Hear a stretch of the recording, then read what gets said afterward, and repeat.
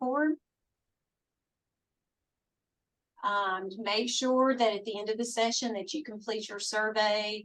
I think you know the Power School drill, but we just like to, you know, follow what we've been sharing about norming and just make sure everybody's in the same page. Now we have a special guest tonight. We have been talking a lot through these last 10 weeks about providing supports to our students, to all students. One of the sessions where Dr. Gardner and I presented about foundational wellness and being responsive to our students' trauma, and we talked about de-escalation and discipline, and we clicked a lot of buttons that you might hear when we're talking about some of the work with MTSS, which goes along with our state superintendent, who's kind of awesome, Dr. Eric Mackey, and part of his strategic plan. The motto is every child, every chance, every day. And Shanthia and I have wanted to extend that to say every teacher, every chance, every day. And you are definitely part of that mindset. And so, Mr. Tate, if I could ask you to unmute, I thought you could share with them a few things about the work we're doing across the state.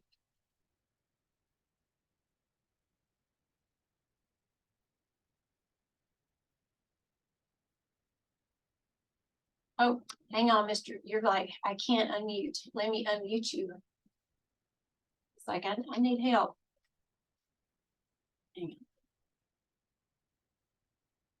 Try it now. Sorry about that. There we go. Can everybody hear me? Yes. Thank you. Thank you, Dr. Shields. I was ready to talk and you wouldn't unmute me, so I appreciate that.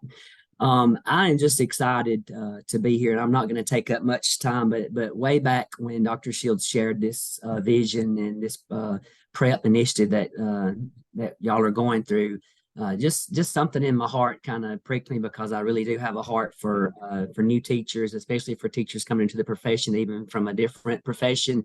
And so something, the Lord just kind of pricked my heart and said, hey, you know, you need to be a part of that, share in that. And so after weeks and weeks of just schedules not lining up, I'm thankful to be here. And so my name is Casey Tate, and I am most recently serving with the MTSS side of the State Department. And there's a slide there. I want to just really take you quickly through it. And really what I want you to see is, I know as new teachers, as teachers coming in who maybe have been in a different profession, you're hit with a lot of acronyms, you're hit with a lot of stuff. And so if you look at that plate there, one of the things we pride ourselves with the multi-tier system of support is it's not another thing to add to the plate. A lot of times as teachers, we think, oh my goodness, there's something else.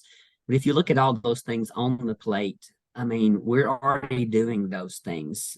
Think about the school that you're in. You're already doing all those things on a daily basis. And so MTSS is just here to help and support schools line all those things up.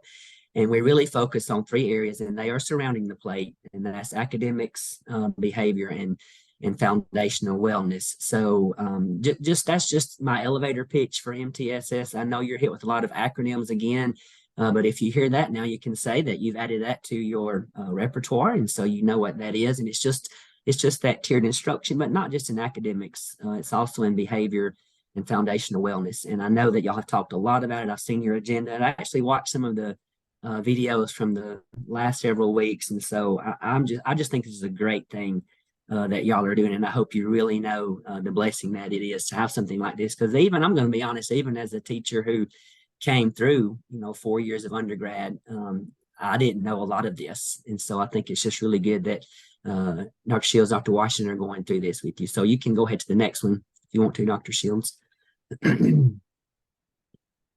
So this is really, full disclosure, this is really why I wanted to get in on this, because I just have a heart for, again, like I said, new teachers, whether that's interns, whether that's people who were working in something totally different, and now you're in the teaching profession, because we know it is a calling. And so, like, my heart, when I talked to Dr. Shields, and like, I really want to do this, was just to encourage you and challenge you. And so I just took the word, the prep word, because I thought if I could give you something that you can remember. And so I took the acronym of PREP, and I just want to speak real briefly and challenge you and encourage you. And that first P is people over programs. Y'all know this. It's all about relationships. That has proven time and time again for me as a teacher, as a principal, left the principalship last year to work for the State Department. Like, it is all about those relationships with your students, with your parents, with your fellow teachers. And so I would always stress, if you're writing this down, people over programs, it will always win. And then the R there stands for role model. And you know this, but please keep this at the forefront of everything that you do. You're a role model in and out of the classroom. And y'all, when you don't think people are watching, they are watching. The kids are watching. The parents are watching. I mean, they're watching at Dollar General. They're watching in Walmart, which you're teaching elementary. They probably can't believe that you're in Dollar General or Walmart because they think you sleep at the school. But like, I'll always be a role model. Always think about your students and your parents in and out of the classroom. So people over programs, R for role model, E is for I couldn't decide. So I had to go with both, engage and educate. And that goes back to MTSS, engage the whole child. Like, it goes back to building those relationships. If you can't build that relationship with the math content or the English content or the history content, find something that you can engage that student on. It may be that they're on the basketball team. It may be that they're super great at playing video games. Use that to engage them and really educate the whole child. And then P, there's two ways of this. It's pour out.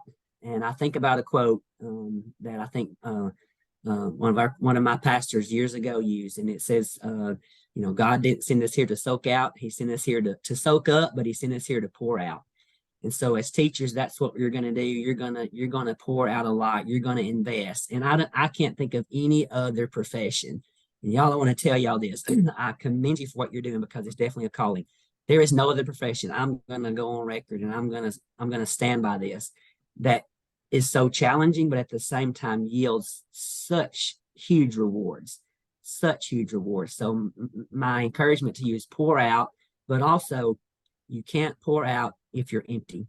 So be sure that you're finding that balance. Be sure that you're going to the beach on those pictures I'm seeing. Be sure you're going to the mountains. Be sure you're connecting with your family, because you've got to be poured into so that you can pour out. You cannot pour from an empty cup. And so people over programs, role model, engage and educate, and pour out. You can go that next one, Dr. Shields. And so what I want to end on is just kind of my all-time favorite quotes, and it's from Tony Dungy. I love Coach Dungy, so all you coaches in the room, I'm with you on that. But it's about the journey, mine and yours, and the lives we can touch, the legacy we can leave, and the world that we can change for the better. And so the three questions I leave you with is, whose lives are you touching? What legacy are you leaving? And how are you changing the world for the better? You're doing it. I know you are. I see it. We see it in all the schools. But keep those questions in your mind. I do. I keep those questions in my mind. And I'm so thankful for Dr. Shields, because she models that for us. And she's a servant leader and models that for us. So last but not least, thank y'all for what you're doing. Thank you, Dr. Shields, for letting me take just a little bit of your time. I'm proud of the work that y'all are doing. And we collectively, we believe in you. And so just keep up the great work. Thank you, Dr. Shields. And just like Casey said, you're going to hear, if you haven't already, can we get a thumbs up if you've heard of MTSS before? Have any of you, can we see some either virtual, physical, or emoji thumbs up if you have heard MTSS? Okay, I'm seeing some thumbs. All right. And some of you are probably in districts that are, some of you are probably in those districts that are fully aligned right now. So that's awesome. Yes, I wondered that too. And no, some people interchange words like MTSS and RTI is the same thing. And we're real careful to say response to intervention, all of these great things we've been talking about these last few weeks about, trying to fill in gaps, intervention. That is a part of multi-tiered systems of support, but it's also how we're working with mamas and daddies, which is what Shanthia is going to be talking about, later this evening. It's about how we're working with other organizations, how we're working with health organizations, mental health organizations, how we're working with churches and community leaders. It's how is everybody coming together, multi-tiered, exactly what it says, system of supports to really provide everything we can to children and their families so that they can have positive outcomes. That's wonderful. I'm seeing some nice chatter in here about folks that are implementing it in different counties and districts. And It's yes, we great. do have a lot of coaches in the room. So I'm sure they appreciated that as well. So Casey, please stick around. And if you have some things to pop in, as we're talking about the teacher observation tool, which I thought was just a beautiful fit for talking about MTSS. So once again, since I've already asked for your thumbs, let's do this one more time. How many of you have been observed in your classroom with, you may not have even known that's what it was called, but with the tool that is known as the Alabama Teacher Observation Tool, the ATOT. It's about a 20-minute observation with a series. Okay, I'm seeing a lot of thumbs. That's great. It is required for every teacher in the state by the end of the year that every teacher in the state must, yesterday, who was that? Went too fast, I missed it. We had one that was observed yesterday. Today, I see. Wonderful. That's what we wanted to hear. But here's the thing: when you are observed, it's really helpful to know, okay, what are they observing? Because we want to be reflective before someone comes into our classroom and gives us feedback, which of course we want that. We want to model that for our students. But it's also nice, just like we give our students, remember how we were talking about proficiency scales, and we talked about how we give our students rubrics of the things that we are going to be assessing them on, so that they can say, okay, this is what I'm going to be graded on. This is where I'm going to get feedback. And many times they self-assess themselves. And so with the ATOT tool, we thought, you know what, this might really help you next go around for when you observed again, to have a little bit more information about what it is. And then as Shanthia and I were going through it, we're like, tick, tick, tick, tick, tick, because so much of the teacher observation tool we have hit deeply these last 10 weeks. So I'm going to go through some of these slides because Ms. Washington and I are really splitting the evening in half. This is the first time, normally we kind of see something through for the evening, but because these were kind of short segments, we thought, let's do the first part on what the teacher observation tool is, and we'll do the second part on those parent conversations, because you guys have had some really great questions about that. So just so you know, and some of you are like, well, my district uses it. Well, I hope so, because it is required by every district in the state. This is something actually that we were asked by federal requirements to have a tool in place that we could both kind of monitor the accomplished teaching in our schools, as well as report out. So this last year was our first kind of full implementation of using this tool. And so there will be some level of reporting as to what that looked like in this first year. But just so you know, because everyone in this room is part of this conversation, this is all subjects, including your specials and electives. It's all grades.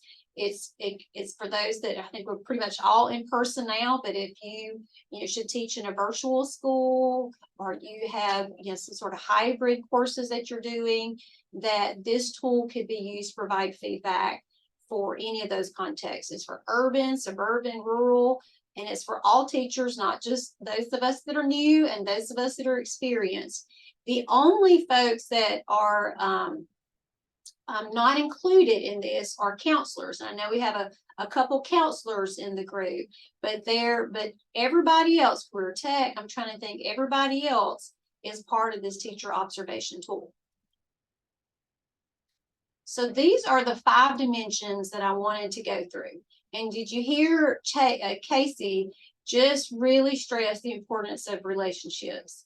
And we hope we've modeled that these last 10 weeks to say, we know your heads are spinning. We know today it is 7:21. You are exhausted. You might have had a crazy day today. And we want to make sure that you feel supported. And we have spent these last 10 weeks trying to establish relationships with you and be accessible. So the 5 ATOT dimensions are relationship, culture, climate, learning, essentials, and agency. Are there any of those that when you look at them, you're like, I don't know what that is? Is there any of these that you see that if I just, called out someone to say, define that, you would be unsure of what it means. And I want you to be really honest, because I had similar reactions as probably some of you. Okay, Catherine was the first one I saw. Agency, absolutely. Anybody else? Like, I'm not exactly sure what they mean by that. Learning, we got that. Relationships, we got that. Culture, climate, agency, so I see essentials. So I'm definitely seeing more agency than others. And that, I will be honest, in my 33 years, in education, I'm sure the language that we're going to discuss, I am very familiar with, and that's what makes a good teacher. But in terms of branding it, the agency of an accomplished teacher, I can say that was not something I have done before.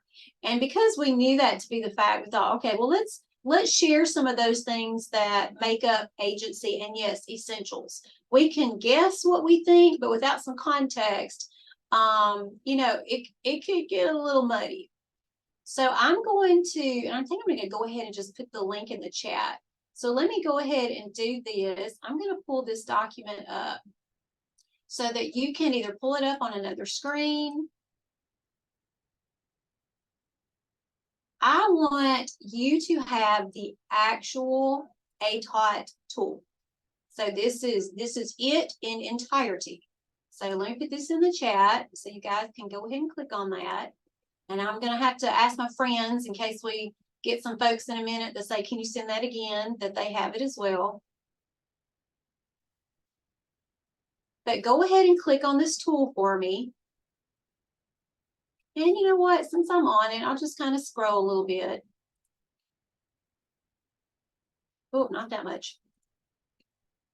Okay. And so we're going to talk about each of these dimensions. We see culture and climate, and these are those things that we would see a teacher do. We're going to talk a little bit about those. And then here's the learning dimension. I'm going to scroll down to some of those. You're like, wait, what was that again? So here's the essentials. And these are those things that we would expect to see an accomplished teacher who is exhibiting these essential dimension pieces doing, as well as just some descriptive actions. Like this is not an exhaustive list. This is just some key things that we might see a teacher doing who is facilitating the use of resources that support learners' needs. What did we do last week? Was that using resources to support needs? I believe it was. And I hope you go through this and be like, okay, we did that, we did that, we did that. Agency. And I'm glossing over these because, of course, I'm going to go over each of these in just a moment. But I wanted you, like, here's your cheat sheet, y'all. This is your quick sheet of the 5 dimensions that your principals, maybe your coaches, your assistant principals, even fellow teachers. We have a lot of schools that they're using it for just pure coaching. So this is a great way for you to kind of have some self-reflection as to the tool itself. And this is it. There is nothing else to it when it comes to your ATOT observation. Now, I'm going to start with culture and climate, which is where we started in this PrEP network. We really started with, when we got, kind of past for getting started, here's what we do. We talked about ethics of teaching, and then we said, okay, week 3, it's on. We really got to talk about the work of teaching. And we started with Harry Wong talking about norms and classroom management and establishing a place where the kids feel safe and supported. So culture and climate is probably what you expected it to be. It is a learning environment that is created and sustained in which each learner is cared for, is safe, has a sense of belonging, and feels secure to share their thoughts. If a student does not feel comfortable or is threatened in any way, that is instantly a barrier. And so we have spent several sessions, not just the 3rd one, multiple sessions, talking about creating a space where the students feel secure. And we also talked about how that makes classroom management, discipline a whole lot better. Now, here's some of the things that you would see a teacher do who's exhibiting these culture climate dimensions. He would be fostering an environment that embraces all learners, treating every learner equitably, even though some are learning at very different spaces. Some are speaking different languages. Some are coming with very specific needs or traumas that we are going to treat them equitably and ensure that they are getting the same measure of accomplished teaching that every other student is. Encouraging learners to share their opinions without fear of negative comments. Creating enthusiasm for learning at hand. I think I remember telling you a few weeks back that I used to have this band director friend of mine who taught near my classroom, and his name's Hal, if you should ever watch this. And he would say, Shields, why are you smiling all the time? You know, you teach ninth grade. They're a tough group. And I'm like, it's because I teach ninth grade. I got to walk into this classroom and I want them to know I love what I do. Even though I was up all night with 2 little babies, I don't feel good, I got a headache. You know, I'm going to go into this classroom and I'm going to fake it and make them feel as though they are the most important things in the world to me. And I love my job, and it sure is going to make my day go a lot easier. Now, Casey talked about, you know, terms, and we've been sharing a whole lot of terms with you these last 2 weeks. We've been so careful to kind of give them to you in little spurts, because we didn't want to just overwhelm you, any new teacher, with like, here's the 87 things you need to know. So when it comes to culture climate, we're talking about the environment of the classroom. We're talking about you know, treating our students with equity and ensuring that there is access to resources and supports based on individual need. We're looking for diverse thinkers, you know, that students learn in very different ways, and we really celebrate their backgrounds and experiences, and we respect them, and we understand, you know, each of the very different ways our students learn. How many of you are like me, like, I learn better when I got my hands in it? Or is anyone else like that? Like, I just want to like just jump in, just let me get my hands in it, you know, like give me the 10-minute spiel. And then some of you are like, no, let me just take really careful notes, and I'm gonna think on it. And then you know, and our kids are that way too. You know, we got the kids that are like, I just don't learn that way. Those of you oldies in the room, and there's not many of you, but you know, for my history teachers, I know we got a bunch of history teachers in the room, and I'm a high school history teacher. And I remember being a student in a history classroom in high school.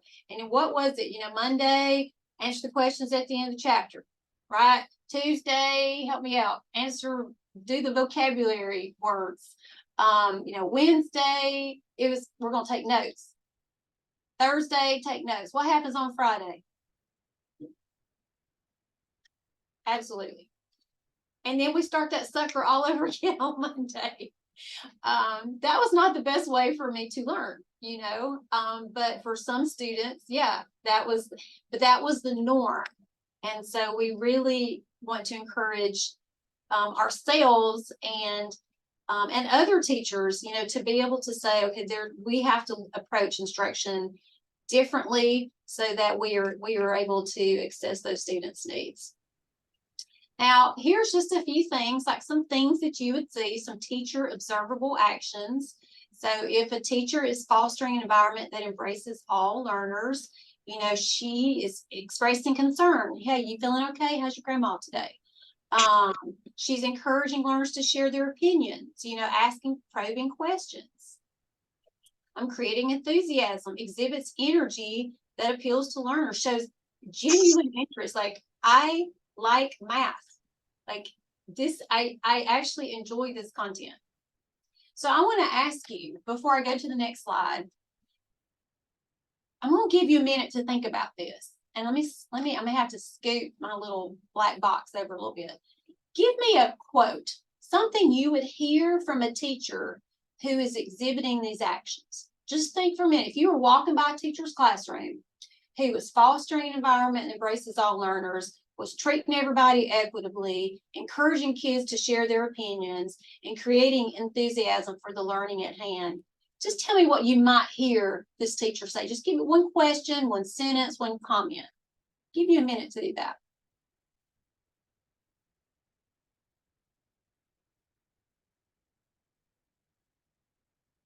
Catherine, what do you think about this?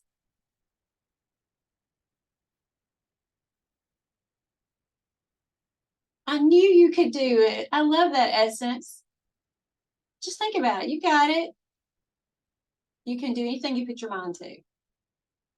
You are capable. You are kind. You are smart. You are important. Remember that. Yes. I like the way you're thinking. Don't rush. Take your time. Love that.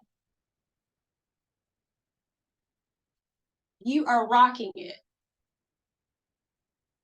Tell us how you see this. Oh, I like that one. Y'all are typing so fast I can't see your names. You got this. You got this. I see a bunch of those. That's a great way of looking at it. Yes, they actually are touching the agency. I saw that. William, read my mind. Absolutely. Kiss your brain. I love teachers that teach little people. Yes. Kiss your brain. Yes. Can you relate to? Boom, Willis. Love that one. All right, so let's keep putting it in there. Don't stop. Don't stop. I want to share with you. Go to the next slide here. I think I see some of these in your chat. Here are just a few, which yours are much better. You matter. Who put that? Patrice. Hey, we missed you in class yesterday. How'd your game go? When you ask a kid how their basketball game went, especially if they may not have heard it the night before from a mom or a grandmom, that changes everything. And one of you put this, what you said was interesting. Tell me how you feel about that. What needs to happen so that everyone can whatever? Tell me how I can help you today. You're not wrong. Who put that? I just want to understand your thinking. I love that one. Love that one. Encouraging learners to share their opinions without fear of negative comments. Be ready to talk in your small groups, but remember, everyone's voice is important. Show me thumbs up if you agree, thumbs down if you don't. You know, what do you think about? I saw that one already too. Who has a similar opinion? Yeah, Lasagna, they're leaving. Hey, have a good weekend. You stay safe. I'm going to ask you Monday how that game went. I hope you have a great birthday. Awesome. Awesome, awesome, awesome. Love it. You know, what you said made me think of this. I saw that one too. I saw that one in the chat. I am so excited to begin this lesson with you. Like, conjugating verbs today is going to be the greatest thing you've ever done. You know, doing this lab today, you're going to talk about this in 10 years with your kids, using your hands and your body to explain and emphasize ideas. So just so you know, so those 4 things that we just talked about, where you gave me these amazing questions, okay, things that you know, that you say, and that you want to hear as a student. This is where, in culture and climate, when a principal or a coach or someone's in your classroom to provide support, they're looking for these 4 things. And then we get rated on, I saw, you know, did not see this, I saw a little bit, it was evident, it was very evident. Now, here's the thing, I do not want you to get your feelings hurt if someone says not evident. Because here's the thing, this is not a evaluation, so don't think of it that way. Let's say, where are my science teachers? Okay, let's say you are doing a lab, right? And your principal walks in the last 20 minutes of, you know, your class. So you've already established your norms, you already talked about all of these things you've done, but in that 20 minutes that, you know, that person was in your classroom, they did not see it. So it doesn't mean it didn't happen. It just means it did not happen in that 20 minutes. Do not feel pressured to do every conceivable thing in a 20 minutes. Now, I would hope that these things, no matter what time someone comes in your classroom, I would hope that you're fostering an environment that embraces all learners, that you're creating enthusiasm. So for these, in terms of culture and climate, that's a little different. You know, you're likely going to see in a 20-minute classroom. I heard someone speak. And so I want to be really careful, because I even asked, like, could there be a 0, like, or a not applicable? And when we were first trained in using this tool, we were told, don't think of it that way. It is just in that 20 minutes, it was not evident. And I will tell you, as someone, who's been an administrator and gone into classrooms with my, my notes, and I'll never forget, I, did a form much like this, and I put on there, not evident. And I was watching for my kindergarten people in the room. I was in a kindergarten teacher's classroom. She was amazing. Amazing. And I even wrote on her desk on a little like sticky note, I wrote, I wish every kindergartner in Alabama would have you as a teacher. It was incredible to watch this kindergarten teacher working with these kids who had so many challenges, and you could tell they adored her. But what I put not evident on is I did not look at her lesson plan book, because I didn't want to take my eyes off of her, honestly, for the time I was in that classroom. And so she took that 1 or not applicable or something really hard. And I had to say to her, did you see what I put on your desk? You're amazing. So be really careful. This is not a rating system. This is a formative assessment for folks to come into your classroom within 20 minutes and say, hey, in those 20 minutes, I saw these things. Now, William is going to notice in a minute, because I saw he's on here, that I stole some of his slides. So William, at any time, please unmute and, give me some muscles in some of this in case I'm. Well, the only thing I'll add, Dr. Shields, for the first for culture climate dimension is item 4, and I put some of this in the chat, is that piece on the end that says for the learning at hand. We always just stress with administrators and then with teachers when we do this training that we're not searching for, the cheerleader pom-poms kind of fireworks. We're really looking for folks that can share their passion for the content that they're teaching. So don't think that we're coming in, or administrators are coming in looking for, the cheerleader personality. Everybody's not that. What we really want folks to be careful of on number 4 is sometimes we have to teach things that we may not personally really love, but we can't bias kids against them. So I always use the example, I hated teaching geometry. I despised it. And every once in a while, because you know how it is, you just have to pick up a section of something you don't love. And so I couldn't let my hate of geometry bias my kids. So I had to kind of fake it when I taught that course. So number 4 is really looking at how you deliver your content. But the content piece, or the learning at hand, is the most important piece of that number 4. Absolutely. Thank you. Yes. Yeah, we had heard that too. Like, I don't, and we're like, just, do you like your content? I should be able to go in the classroom and just a smile on the face, just the countenance, you can tell that this is a person who is creating an enthusiastic place for learning.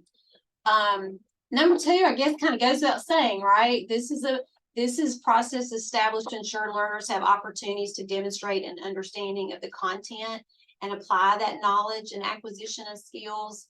We're looking for a teacher who communicates very clear explanations. We talked about those norms again, and essential questions or I can statements, whatever your school or district recommends. Implementing lessons and activities that stimulate learners to use higher order thinking skills. There should be a hyphen right there. Delivers lessons that are relatable to the learners and aligned to their interests. I remember every summer when I taught middle school, I would look up to see what are the boy books, because I just did not read a lot about basketball, but I had a lot of male, boy students who came to my class and hated reading for whatever reason. And so every summer I would look to see, okay, what are the Caldecott, what are the Newberry books that were interesting to boys? And I read Walter Dean Myers, I read Slam, Christopher Paul Crutcher. I don't know if you need to know these people, but I was like, I'm going to make sure I have books and literature that is relatable to these boys in my classroom so that they really want to read. You know, in the learning dimension, we're monitoring students' understanding. We've talked a lot about this, using rubrics, and assessments, adapting instruction, changing when we feel as though they're not getting it, being really nimble in our instruction. And that takes time. If you're like, I'm not nimble yet, that's okay. It's hard to be nimble. I'm going to reuse that word that first year, because you were just trying to master the content and just to learn all of the programs and the technologies. But do know that definitely comes, you know, with continued work in knowing that content, and you'll start to feel yourself kind of relax a little bit. I saw someone say a couple weeks ago, like, will I ever have a weekend that I am not spending the entire weekend planning for the next week? We've all been that first year teacher. Yes, I promise you that is coming. Just, I did the same thing. Like, is this my lot in life for the rest of my life? It gets better. Some of those things we're looking for in terms of terms and phrases are those higher order thinking skills. You nailed it in your comments. The questions that you were asking, give me more information about that. Now, tell me what you mean by that. Really pushing learners to go beyond memorization of facts.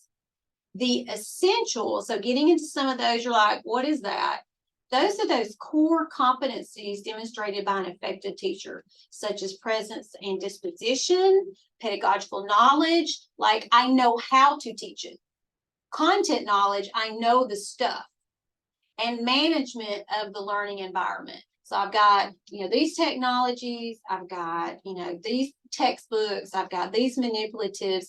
How do I take all of those things together and manage the learning environment in a way that is not chaotic?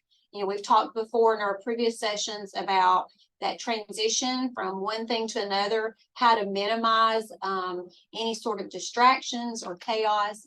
And that's something that essentials would include. How do you transition from one thing to the other in your classroom? So this is going to be teacher, and I know you're seeing bullet number 1 and like, I'm not quite there yet. Some of you are, but someone that facilitates the lesson with knowledge and confidence. Like, I know what to do. Communicates and upholds high expectations for his students to maximize learning and well-being, and facilitates use of resources that support, you know, our students' needs. So if you have technology, one of the things I look for when I go in a classroom, if there's all this technology and the only person that's using it is the teacher, you know, I wonder, like I said, maybe it's just today that's happening. But my question always is, so now tell me how the students use this technology. Are there opportunities for them as well? You know, with the essential dimension, the teacher is implementing instructional strategies that keep the kids engaged. I know with our prep, we have certainly endeavored to do that with you, and to use learning time in a very efficient and optimal manner.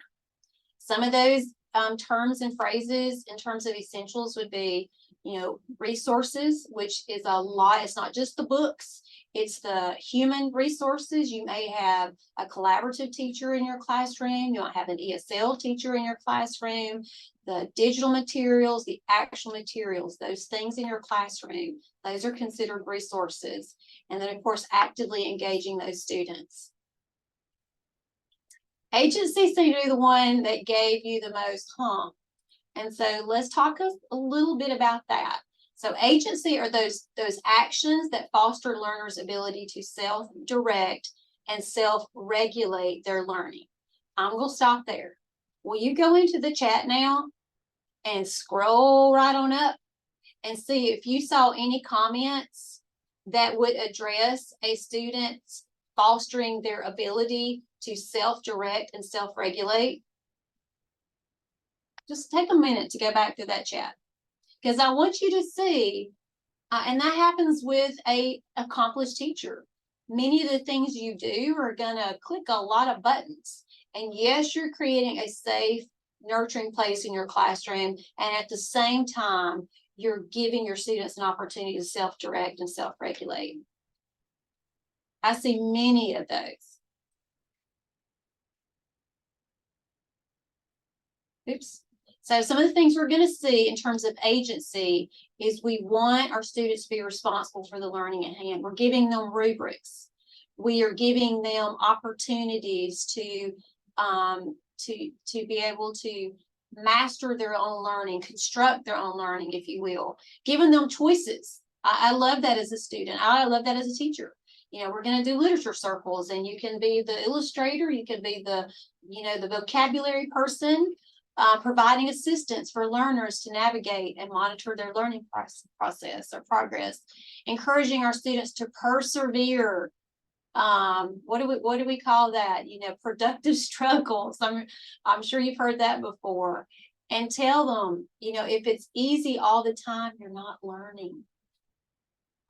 The struggle is the learning.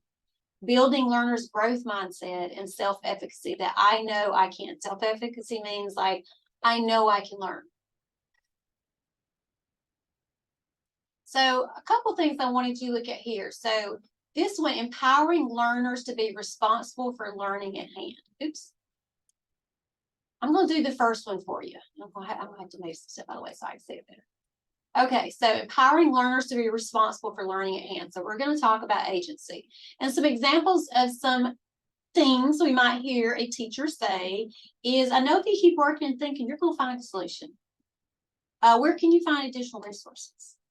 Remember to review your learning goals and project timeline. Number 2, let's see you in the chat. Let me give you this one. Gives learners choices about the learning activities and tasks. What might you hear a teacher say if he or she is giving learners choices about the learning activities or tasks? I'll give you a moment to put some of your own questions in the chat. Love that, Catherine, to see that. Think about your own content. Whatever you teach, if I was going by your classroom and I heard you say something, I'd be like, hey, she's giving her kids choices. Would you prefer to work in groups or individually? Group collaboration. Here are 5 options. Yes, choice shows up across multiple dimensions. There are 3 ways to answer this question. Oh, thank you. Let's see, I saw one. You can answer this in a Google Doc or PowerPoint presentation. Absolutely. I had a student once who was dyslexic, an incredible student, just so smart. And many of our students who have dyslexia are extremely bright. And he loved reading poetry. I think we're reading like Road Not Taken, you know, one of those big points. And he struggled to respond in writing, but he had such a fundamental understanding of that poem. And he was an artist too. Let me just throw that out there. And I remember I told Clay, I said, I tell you what, instead of the stress that I know you're going to have to respond in writing, why don't you do it in a picture? And that picture to this day is hanging up in my house. It was amazing. Yes. Yes, I love these. Please make sure you're going through, seeing what your colleagues are putting. Excellent. Okay. What do you want to learn about? Now, some of you put like, what book do you want to read? You can turn it in by this way, or, you know, Google Docs, or you can choose to turn it in by PowerPoint. I definitely saw that. Providing assistance for learners to navigate and monitor their progress. Okay, let's do one more. If I was going by your science classroom, your 3rd grade classroom, what would make me stop in my tracks and say, okay, she's providing assistance for learners to navigate and monitor their learning progress? So this is number 3.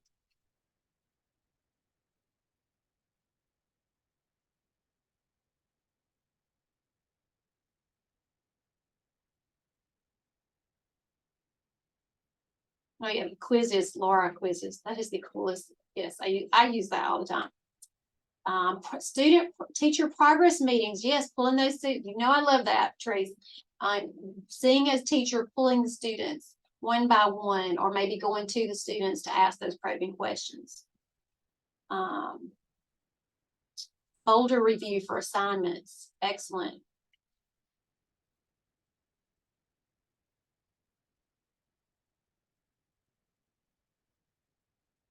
Share and talk, exit tickets. Okay, that's kind of where I was going with that. Share and talk your work with a partner. Excellent. Walking around the room, using those proficiency skills, Rachel. You know, we'd love to hear that. Absolutely. Checking for understanding. All right, thumbs up. Everybody got it? You know, on, fist to 5. If you got it, we're ready to move on. Okay, 5. If you don't, then, a fist. And here are just some others that we wanted just to share with you, because I knew agency would make you go, I don't know. And then you're seeing this, and I hope you're saying, oh, I totally do that. I totally do that. And we have been discussing this for 10 weeks. So these are just exemplar kind of sentence starters to exemplify how we would build a student's growth mindset. How can we make this better? I saw that earlier when you were talking about really building the relationships and asking those probing questions. Does this represent your best work? I'd be interested to see what a student says. So some of those things, those terms you're going to see are empowering, growth mindset, really instilling in our students that they can achieve. And I saw that in those first comments. You've got this. I believe in you. That self-efficacy for students to stay on course and say, don't give up. Relationships, I feel like, okay, I can move on from this because we have talked about relationships since day one. And I hope you notice that these 5 dimensions started with culture, climate, and ended with relationships. So that is the hamburger buns, and all their stuff's in the middle. Because if you don't have a safe, nurturing classroom and environment for your students, and you're not building relationship, all that kind of stuff in the middle is just going to kind of fall out. So those 2 things are critical. And these are all of the things that we have talked about from week to week about, preserving our students' dignity, being respectful. This is going to involve your collaboration, your learner's dignity. And so as I kind of close and pass this on to Miss Washington, I wanted you to see something, just a little recap here. So here's the 5 one more time. I want you all to eyeball it, okay? So here's the culture and climate. And as we've already said, this is where we're looking for equity and stimulating curiosity, encouraging risk-taking, the tone, demeanor. I want you to think about our prep sessions. If you can think back from the last 10 weeks. And I wanted to cross-reference all of the sessions we have done so far that hit culture and climate. And I bet you can even think of instructors specifically that gave some really cool tools and resources. So we definitely hit Harry Wong, those norms and classroom management in our 4th session. We talked about classroom discipline and foundational wellness. When we talked about learning, those behaviors that that teachers would show, we're pushing students to go to the next level. We're monitoring that progress. You already put it in the chat, so I feel like I'm being redundant because you already mentioned that. But yes, we talked about the course of study standards, those proficiency scales. Dr. Maxey and Sean Stevens talked about grading and assessment. Last week, so much great stuff about resources. Jacqueline, that is awesome. I don't know how I caught that at the big, just the side of my eye there. Essentials, that a teacher knows how to teach, and the teacher knows what to teach and how to manage those resources. And so we talked about that. We talked about standards. Number 7, we were talking about lesson plans, and we split into those. We had we had Carissa and Lee doing that one. The resources last week, and the next week, which we're really excited about, is the content specific one where you will be able to be with your people, led by one of your people. And so we're super excited about that next week. Agency, that student voice and choice. Once again, it's kind of like Harry Wong again, classroom management, proficiency skills, grading. And I want to say relationship, I would hope we've hit it in all of them. But certainly, again, I guess the big ones would be the Harry Wong and number 4, classroom management. And so do you see how hopefully this prep experience for you has given you a lot of onboarding and tools to say, okay, when you're doing some self-reflections on the ATOT tool, that you feel good about that. Now, I'm going to skip to, I'll say that one for you for another time. What I'd like to do is, let me put this right back up. I want you to look for a second. I'm going to launch a short poll here. And I want you to tell us which of the ATOT dimensions, now that you know about them, which are the ones you're like, I got this. Like, this is your strongest.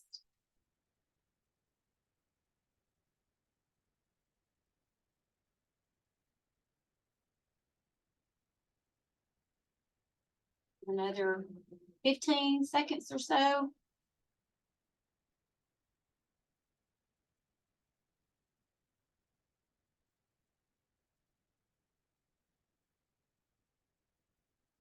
Oh, y'all have already hit 2. Thank you. You beat me to it. Yep. You'll see what the first one is, which is your strongest, and the second one is what is your greatest area for growth. So far, I'm definitely seeing relationships is the strongest.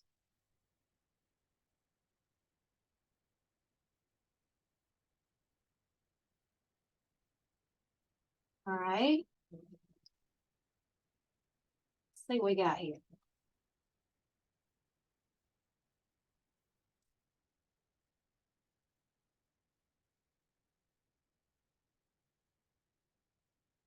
All right, we see relationships 55%, and dimensions that you need the greatest area is a little split. That's interesting. Learning, essentials, and agency. I guess I would say it looks like learning and essentials seem to be the 2. Yep. Excellent.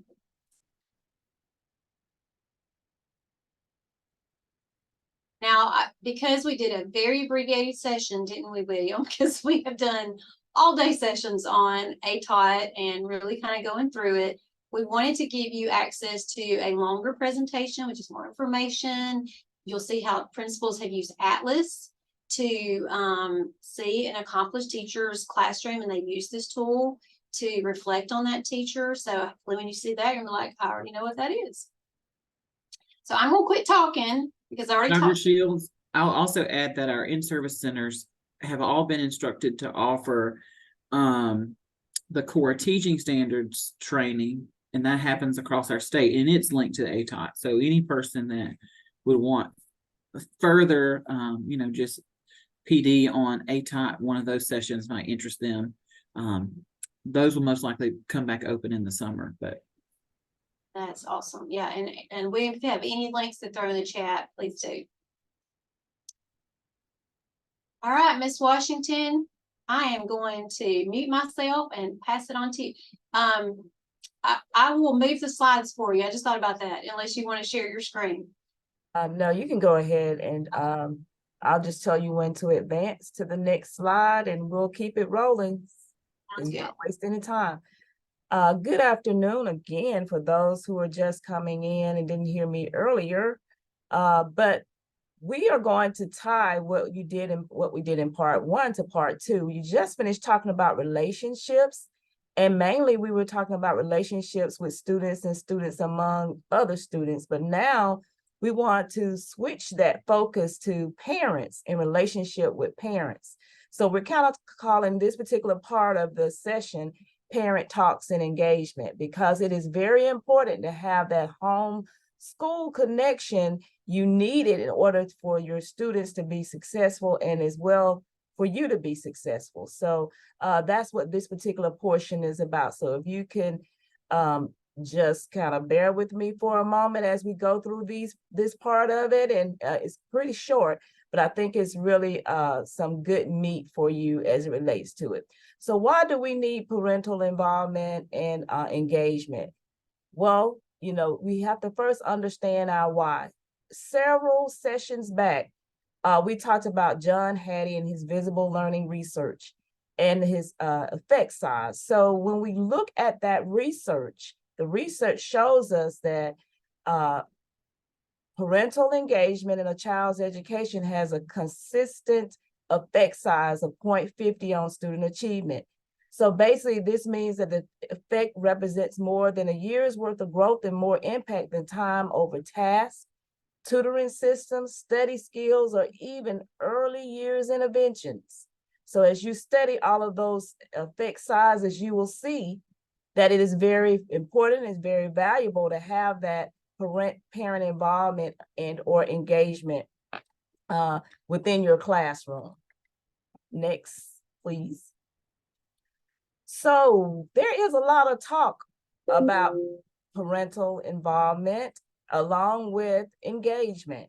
So what we want to kind of do is understand the difference between the two.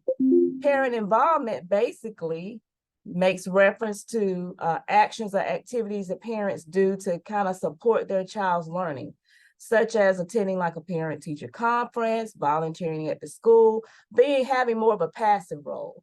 Whereas parent engagement really truly involves parents getting proactive in the collaborative effort for their particular students' education. So this may include parents in helping to make decisions around specific issues at school, advocating for improvement at the school, co-planning along with the teacher and or principal, and ensuring that they have some kind of input and buy-in into the instruction that is received by their child. So that's the big difference in the two. Parent involvement is more passive. Parent engagement, really, the teacher gets engaged and involved in what's going on in the education of their child. A good example too of this is when you have those, you can go ahead and advance the slide, that's fine. When you have I want for and for an example, a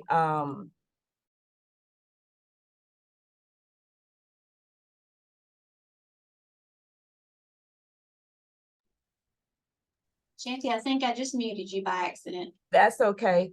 I'll just start over a little bit. I think where I stopped, where I was muted. Many times we have parent-teacher conferences, instead of just having that parent to show up at that parent-teacher conference, the best way to really get buy-in in those conferences are to ensure that we are engaging those parents in the conversation about the student. A good example of that would be them telling you exactly what is it that that child likes at home. How can you help to motivate the child? Sending like parent surveys at the beginning of the year to kind of get more insight into that parent's choices about when they need to be contacted, how they need to be contacted. Those are just some simple examples of things that people do to try to help to engage parents.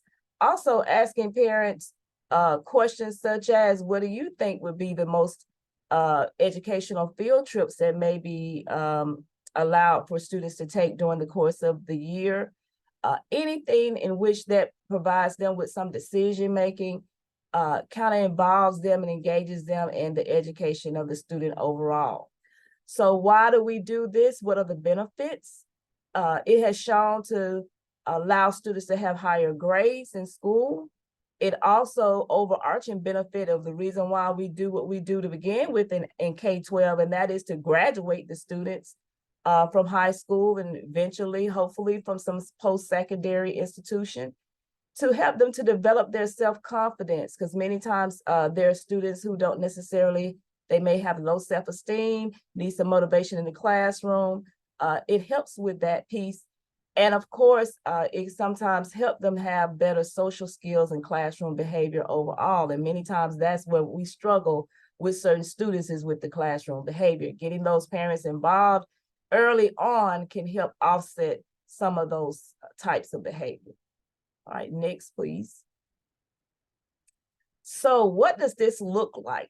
Basically, you have a two-way meaningful communication between yourself and that parent, making certain that those skills are promoted and supported as it relates to that parent and their parenting skills.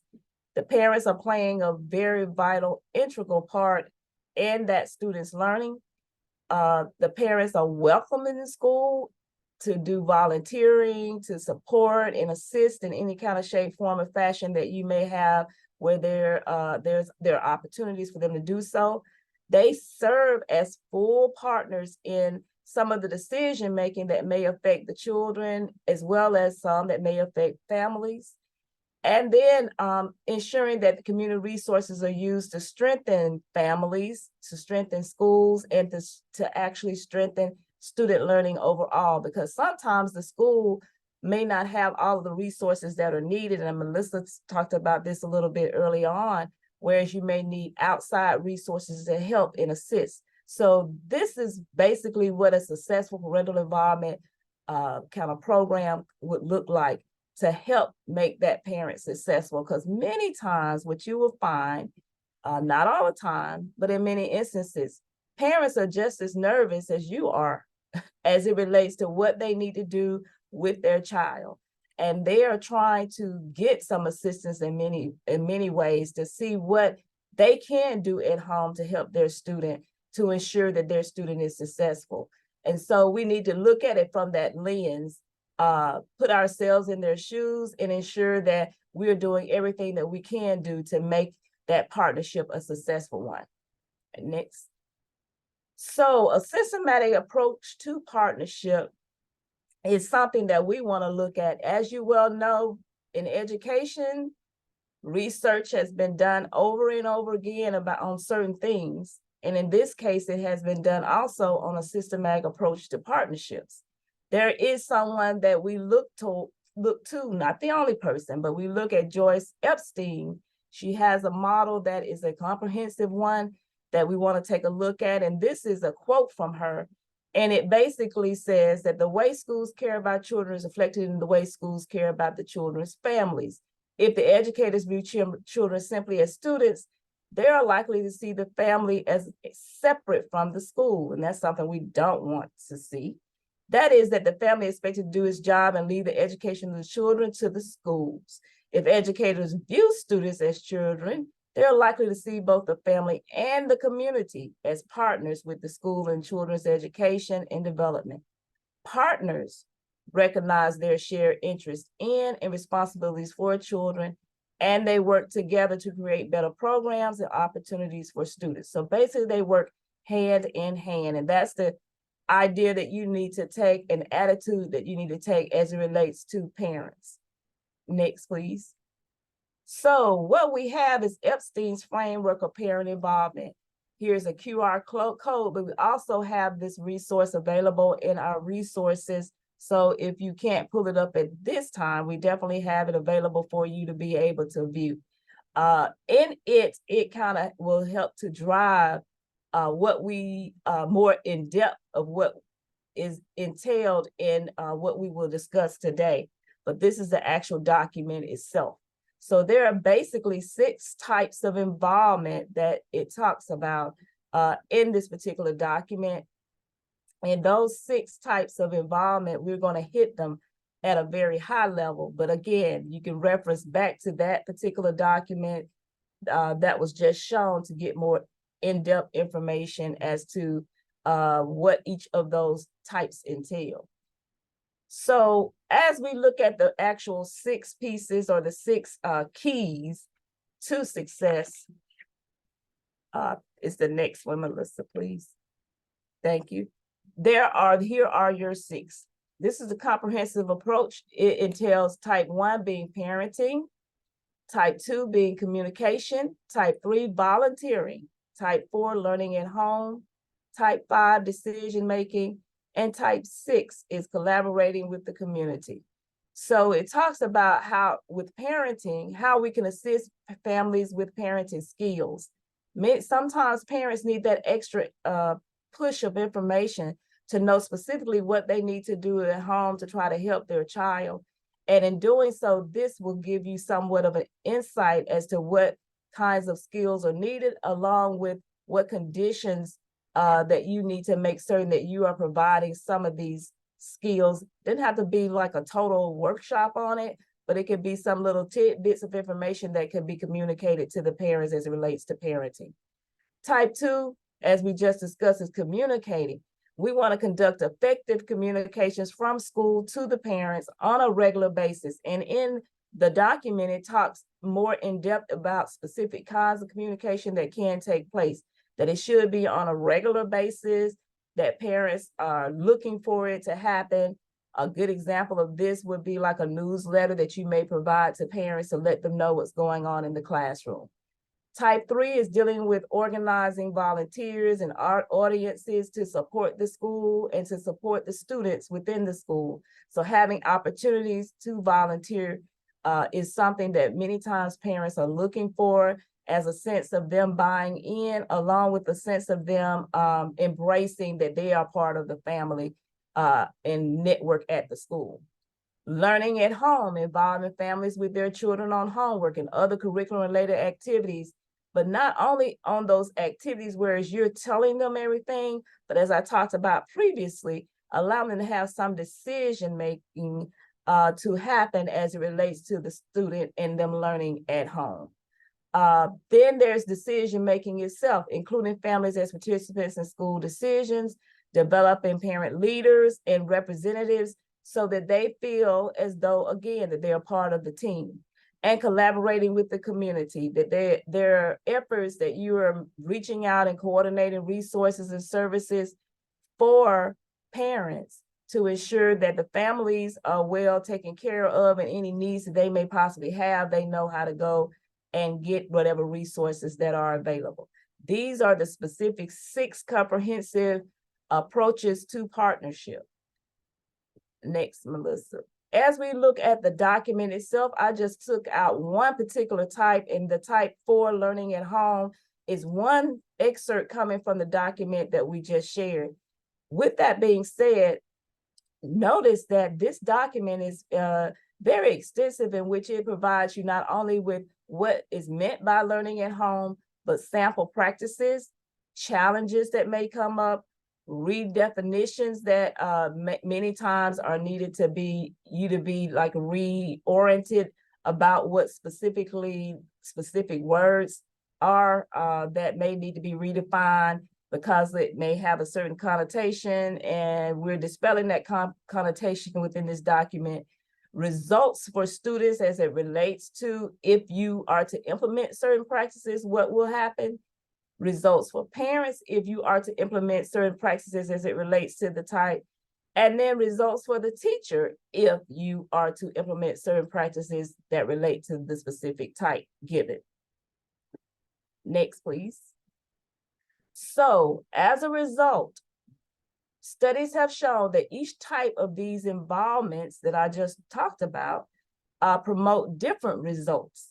For an example, type 1, as it relates to parenting, we're looking at improvement as with the students' attendance when families are informed of policies involved in meeting attendance goals. As it relates to communication, it talks about students' increased awareness of own progress in subjects and skills with good two-way communication on classwork. Because with the communication piece, it's all about, first of all, what is it that's most important for me to learn? That's letting the student know their why. So they immediately know why they're doing what they do, along with why is this information relevant to them, along with knowing, well, where am I as it relates to my grade? What progress am I making? I could take a look to see, hey, I need to do a little bit better when it comes to a certain skill, etc. So the type 2 can basically increase their awareness about what's going on with their classwork. The volunteering piece, students gain academic skills that are tutored or taught by volunteers within the school. Learning at home, students complete more homework. Decision-making, students benefit from policies and practices and projects that are supported by the parent organizations and our parents, individual parents themselves. And then the collaborating with the community provides an opportunity for students to gain skills and talents in extracurricular projects. And it also affords some opportunity to start partnering with the community itself. This then gives them a kind of a prerequisite for later when they have to go out and have job skills, employability skills, and things such as that nature. All of these things, taking small parts of what I'm talking about within the document itself, can help you achieve the overarching goal of seeing outstanding results with your students. There's a systematic way and approach to doing all things, and we just want to make sure that you understand you don't have to bite it all off bite the apple with a big old bite. You can take small little bites and to implement within your classroom to ensure that you are addressing the necessary things to allow us to see great student achievement. Next, please. So at this time, we have, it's around 8:15, so we're gonna give you about 8 minutes, which I want you to go into your breakout sessions and just share with your colleagues practices that you have in place to promote parental involvement and engagement. Because I know you're doing some wonderful things in your classrooms, because I've heard some of you talk about communicating to parents and you're using certain apps to do so. I've heard you talk about certain newsletters or what have you that you may have that you've been using. We heard that back several sessions back as we talked about and you shared. So I want you to get with your groups. We'll have about 8 minutes to do so for you to share with each other what that parental involvement really looks like within your classroom and what you're doing to promote and strengthen those areas.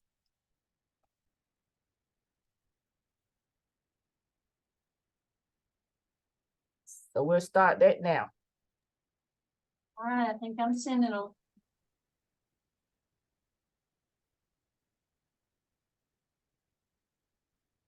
Yep. They're gone.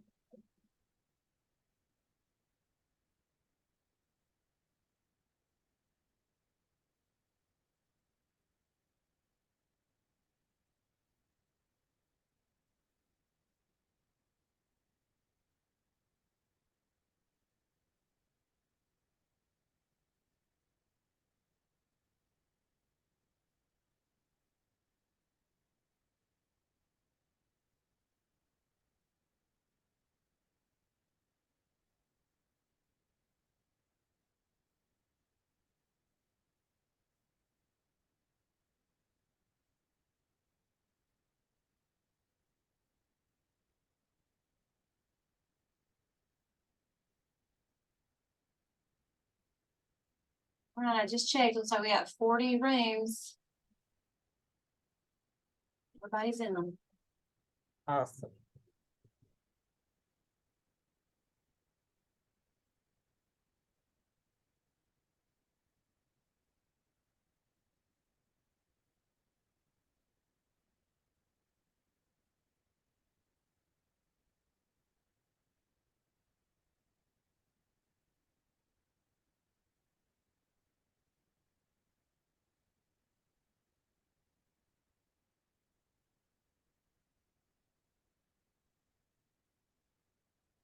Melissa, if you don't mind, once everyone returns at some point, we need to put Siobhan's survey back up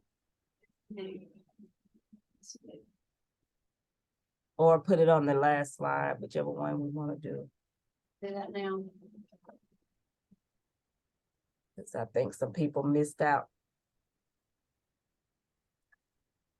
Let me do that now. Just refresh the slides.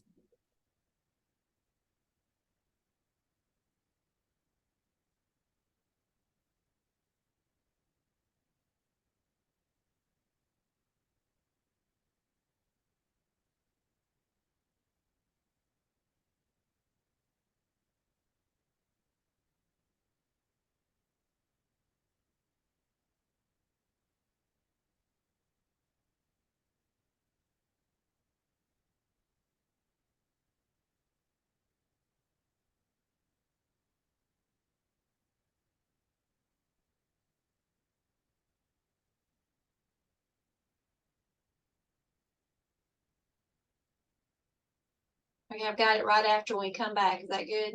That'd be great. Just trying to make sure she receives her data.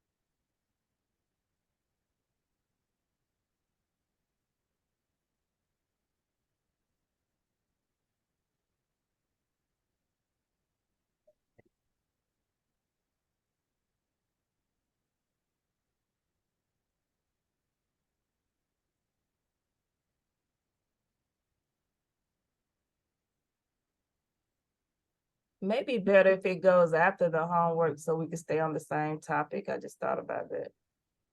Okay. Or at the end even.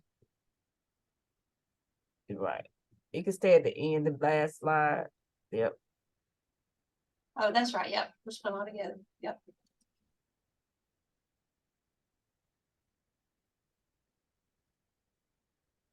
Does that look good? Yep. Perfect.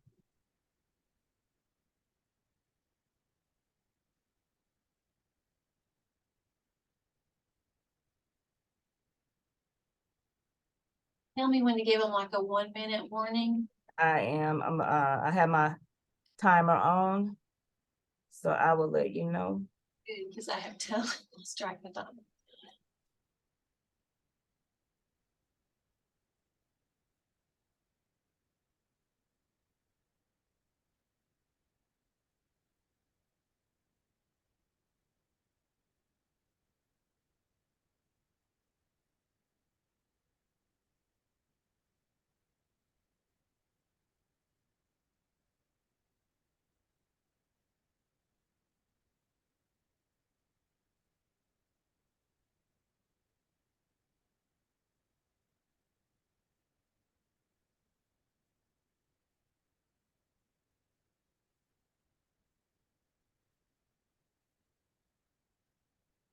And you can go to the next slide Okay. and Let's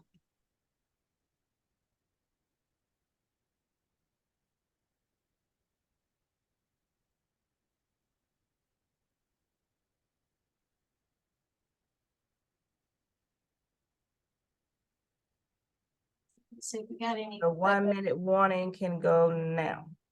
Okay.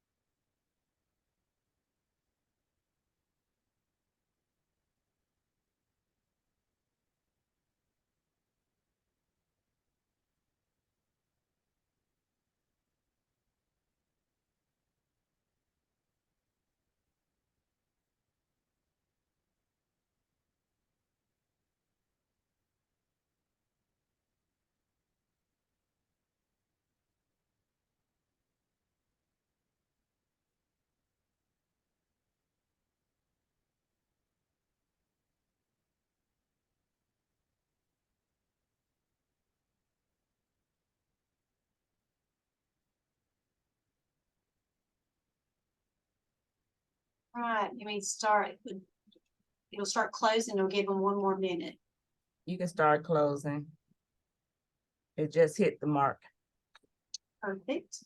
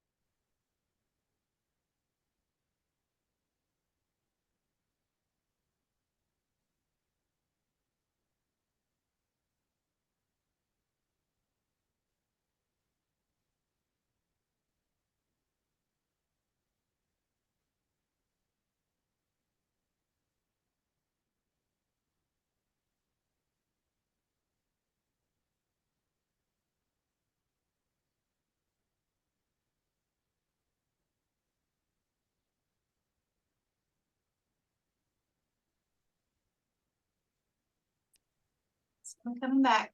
Okay, we're almost there. All right, welcome back. We hope that you had some rich conversations and gave some excellent ideas around parent involvement, engagement, relationship building. This is, like I stated, a very important area in which we want to make sure you don't forget to do, because it is the connection that really and truly helps with increasing student achievement, along with building relationships, not only with the parents, but building relationship with the students as well. If any positive information we can get as it relates to that student, anything that we can work with to help them, however we can, we want to make sure that we do that. So for our homework, what we want to do is identify one type of parental involvement and engagement practice you currently implement within your classroom. And what you will then do is you're going to use Epstein's framework of 6 types of involvement document to name the type of involvement the practice falls under, and what you can do to improve your practice to create stronger partnerships with parents. So that'll be the homework. So you're going to do a little extension of what you just did, but take it a little step further and see where it fits on that framework, so we can make certain that we can take a look to see what the practices are, the challenges, the redefinition, the results for students, along with the results for parents and results for teachers as it relates to that particular area that you choose. Okay, next, Melissa. And now we are here to say that we are at the point where next week we'll be actually November 15th will be our content specific ed tech information in just 2 more weeks. We only have 2 more weeks. I'll say that again, 2 more weeks. It will actually end this whole session. All of the wonderful work that we've put forth and all of the wonderful things that have been presented to you will be culminating on November the 29th. And at that point in time, we'll be able to reflect on all the things that you've learned in all of the other 11 weeks. So next week will be week 11. We're so excited because it's content specific. So Melissa is going to give you a little information about what next week will entail.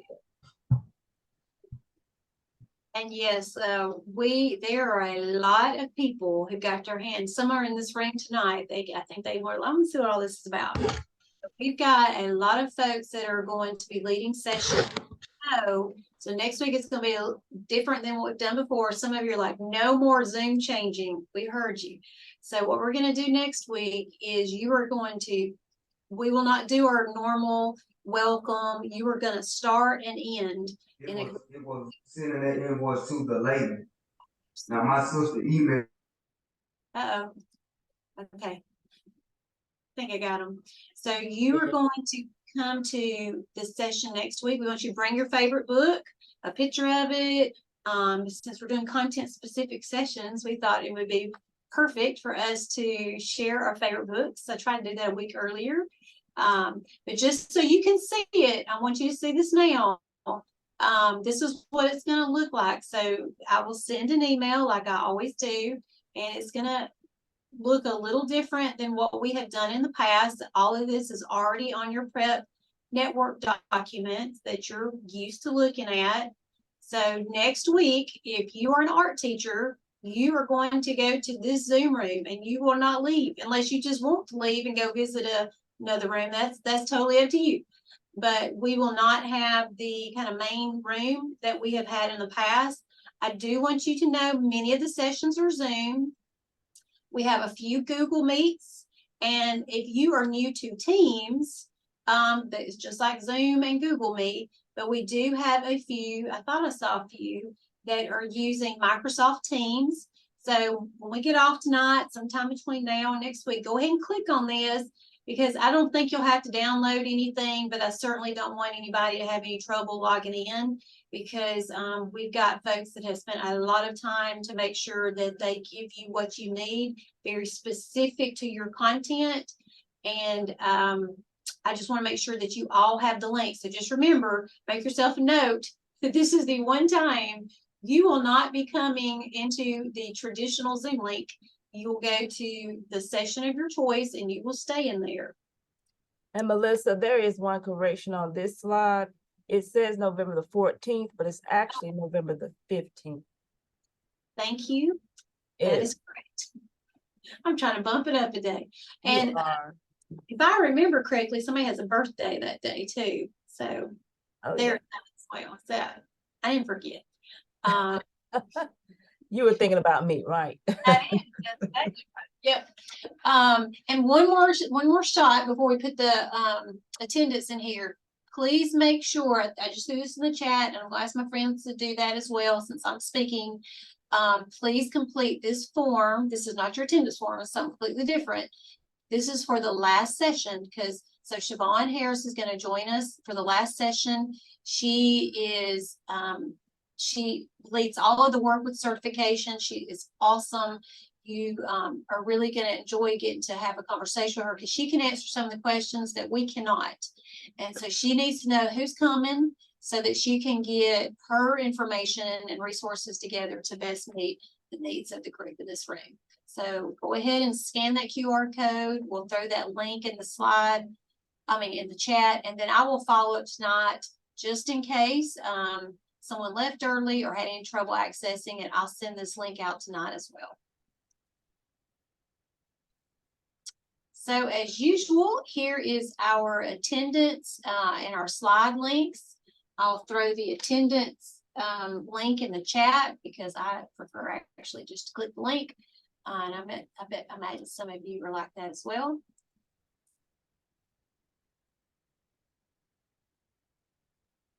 I'll try anyway.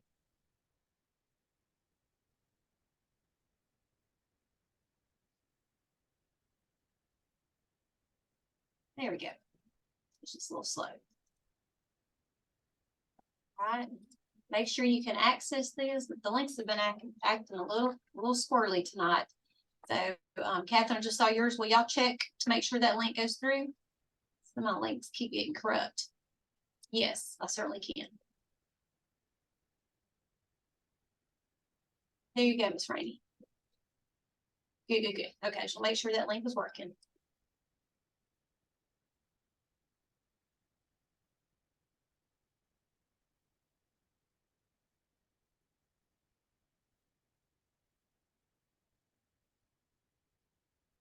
All right, so listen, I know you know the drill.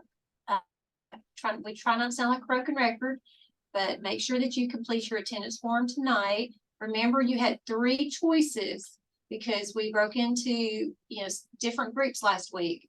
So if you chose to do something on the virtual tools, the AI tools, or if you were using something with the Access franchise model, you had choice in your responses for the homework assignment. So just choose the one that you feel best suited to respond to. I'm going to go ahead and quit recording.